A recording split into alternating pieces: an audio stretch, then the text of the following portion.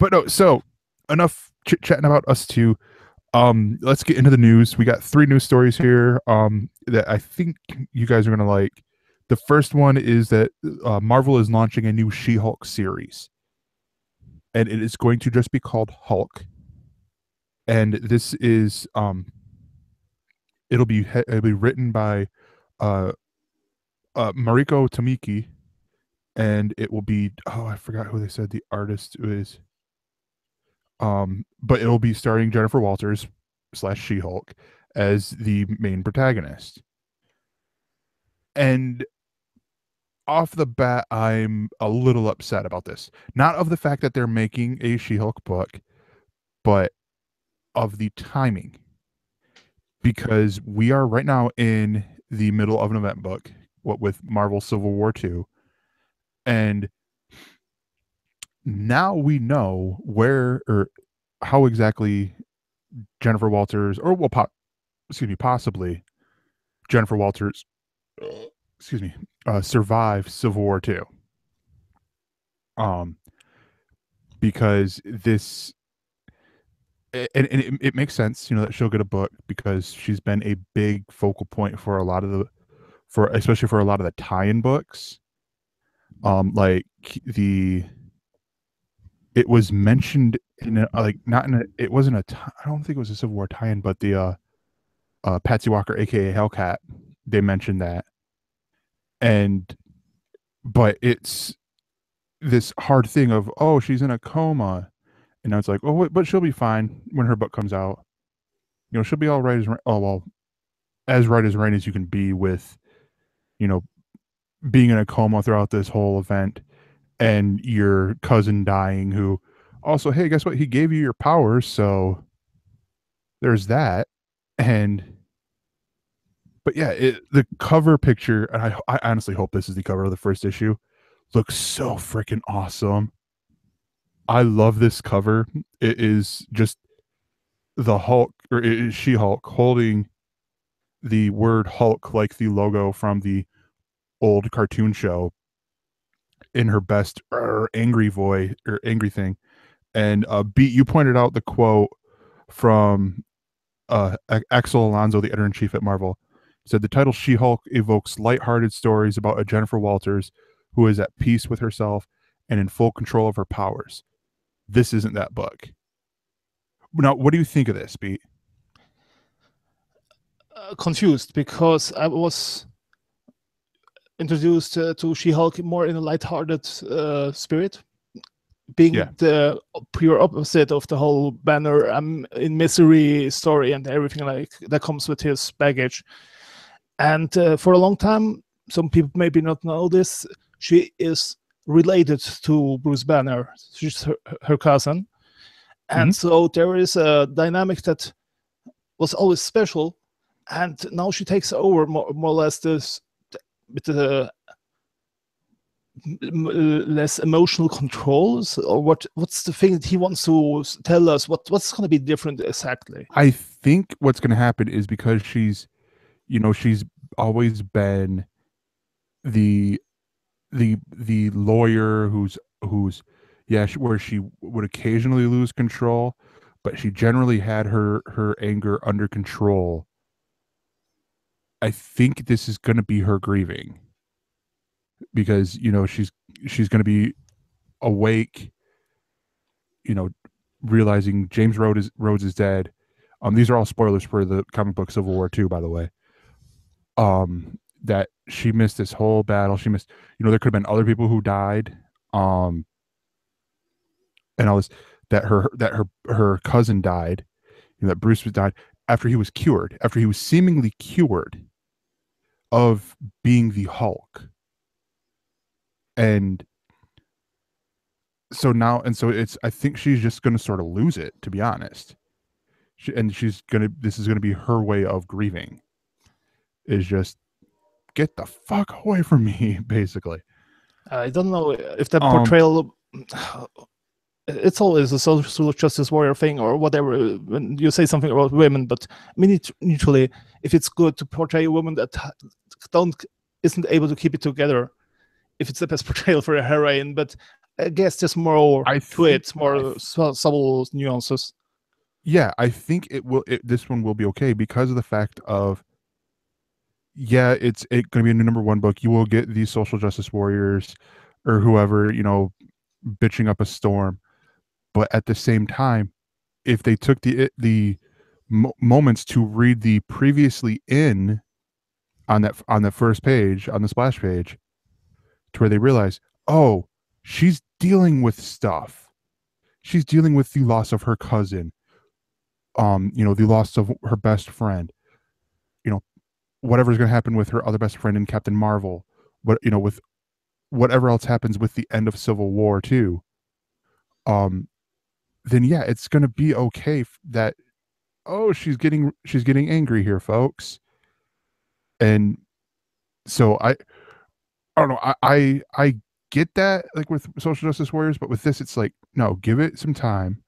And also, it should be noted that the heroine last starred in her last self-titled book was 2 years ago, written by Charles Soule and drawn by Javier Pulido, and it was good, but it didn't have the steady audience, so it got canceled after 12 issues.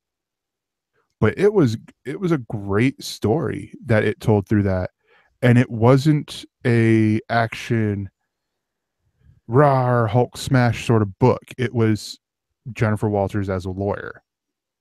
The big storyline in there was a ageified Captain America being put on trial for something he did back in back during like World War II or something like that. Right. Like World War One, World War II. And it was a great story. And all the lawyer stuff I even felt was better because of the fact that Charles Soule is a lawyer, or Soule is a lawyer, and all that.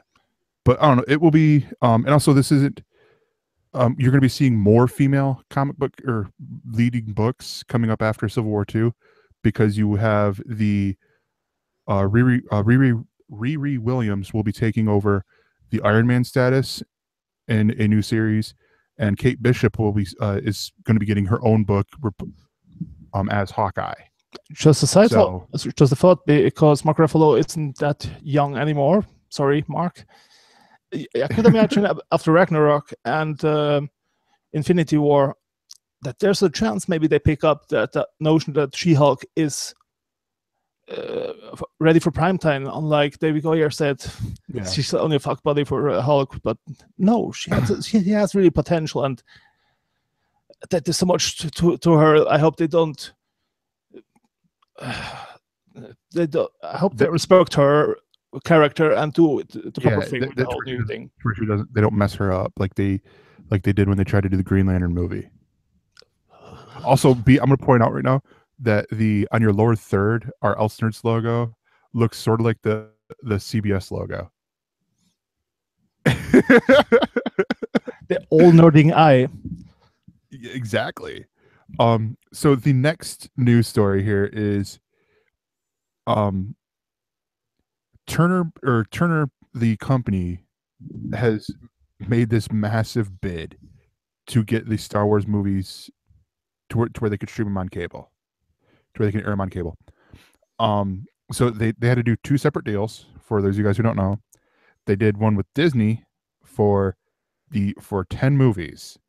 So this is, in theory, this is doing episode 1, episode 2, episode 3, 5, 6, 7, Rogue One, 8, the movie between 8 and 9, and then 9. And then they did another separate deal with Fox for A New Hope, or episode 4, or the original Star Wars, depending on how you want to look at that. For the people that don't know, the rights still belong to Fox for the Star Wars, the 4th movie, however you want to go. Yeah, Fox has forever and ever, until they're bought by Disney or whoever, they have the rights to the first Star Wars movie. Imagine that. But where was the price? Okay. Billions. Yeah, it'll be the value of the deal is estimated by industry sources to be at least 250 million over a license term that runs through at least 2022, giving the release schedule of the later films. And but yeah, this is wow, this is a big deal, and it seems like there's something I heard with um Turner doing, or TNT, Turner, who owns TNT, doing a similar deal for the Avengers and the Marvel movies, but I have not seen that pan out yet. Yes. And there's a special part that covers the streaming rights and the video on demand on their own services, not on other ones. Netflix still gets their deal with Disney they had made half a year ago, something like that. So that's still in place, but they get the basic cable rights. And the window that Netflix has is shorter than they will have. So they will have it for a longer time on their service. Netflix will have the movies for a year, and then they'll go away. With how the deal works, from what I understand from the Variety article. But what I didn't realize is because I was actually on Sci-Fi Geeks Club when they covered the fact that Netflix, especially the Netflix in Canada, will get Star Wars: The Force Awakens before any, like all the other Netflixes will get it before the American one will get it. And it's because they're still in the deal with Stars. And Star Trek Discovery, same. In the whole world will see it on Netflix, and you only on CBS All Access. So and then so it got me thinking, like, oh yeah, so this deal that they signed with Netflix, to where I think the deal with Stars ends in 2 years, so in 2018, or maybe it's 2017, something like that. It's ending real soon, and then. But it never occurred to me that, oh wait, there's another part of the deal. The TV rights to the movies. That part it never dawned on me. And so I think this is just Turner collecting the other bits that they needed out of Disney's library here of movies that maybe can't be played exactly on Disney Channel, or maybe even Freeform, or any other Disney-owned networks, because of the violence or something like that. Yeah. I don't know. This is a story that doesn't really affect you though, because you're over in Europe.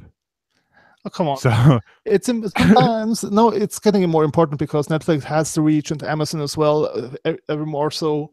Do go ahead, and HBO also tried in some Nordic countries in Russia. But I see it coming our way, and then it's good to know, to be up to date how the deals work, even if you're just a viewer that wants to be aware which service I have to get the most out of it, because you can waste a lot of money if you go after all the original content there is. Mm-hmm. Oh yeah, definitely. And then the final bit of news before we get into our nerding out is some sad news, and this is that the Space Ghost Coast to Coast voice actor C. Martin Croker passed away.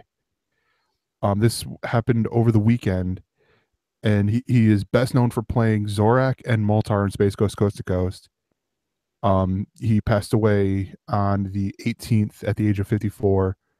Still a young guy, to be honest. And he's they haven't announced the cause of death, but this dude, in a way, shaped some of my childhood, some of my later childhood, with Space Ghost Coast to Coast. And it's one of those that I didn't quite realize it until later, where I'm like, oh yeah, I remember that show. That show was awesome. Why doesn't it air anymore? And all that. And that, I would always see the name C. Martin Croker on different things. And it was like, oh yeah, cool. Like, it was sort of what I started to understand. Well, not understand, but started to follow actors as opposed to just characters. But no, yeah. And also I should also point out that he voiced Dr. Weird and his assistant Steve in the first 2 seasons of Aqua Teen Hunger Force, and also in the feature, Aqua Teen Hunger Force: movie film for theaters. And but yeah, so rest in peace, Mr. Crocker. You will be missed. And also, I will point out that Adult Swim on their website has done a tribute, which apparently works if you live in America, but not for the international viewers, where they have released I want to say almost all the episodes, if not all the episodes, of Space Ghost Coast to Coast on its website. So you can go have yourself a marathon of Space Ghost Coast to Coast and enjoy.